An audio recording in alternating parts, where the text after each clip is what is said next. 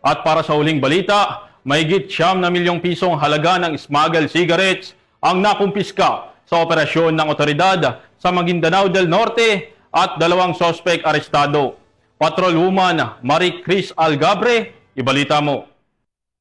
Nakumpiska ang 9.5 million pesos halaga ng smuggled cigarettes sa isinagawang checkpoint operation ng 2 MPS sa Barangay Poblacion Dato Udin Sinsuat, Maguindanao del Norte. Nito lamang ika-2 ng Oktubre taong kasalukuyan. Kinilala ni Police Lieutenant Colonel Ismail Madin, Chief of Police ng Dato Udin Sinsuat Municipal Police Station, ang mga sospek na sina alias Ray, 22 anyos at si alias Andro, 26 anyos na pawang residente ng New Isabela, Tacurong City. Ayon sa ulat, habang nagsasagawa ng checkpoint operation ang mga personahe ng 2 MPS nang pahintuin at dumaan sa pagsusuri ang 2 Isuzu truck, nalulan umano ang kahong-kahon na sigarilyo na nagpapahiwatig na iligal itong inilihis mula sa itinakdang export market dahil wala itong naipakitang kaukulang dokumento.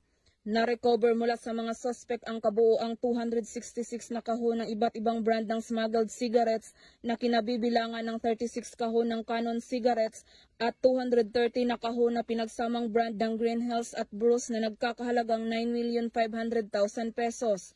Ang mga sospek at mga nakumpiskang ebidensya ay kasalukuyang nasa kustudiya ng 2 MPS para sa wastong disposisyon at posibleng mahaharap ang mga ito sa kasong paglabag sa Republic Act 10863 o Customs Modernization and Tariff Act.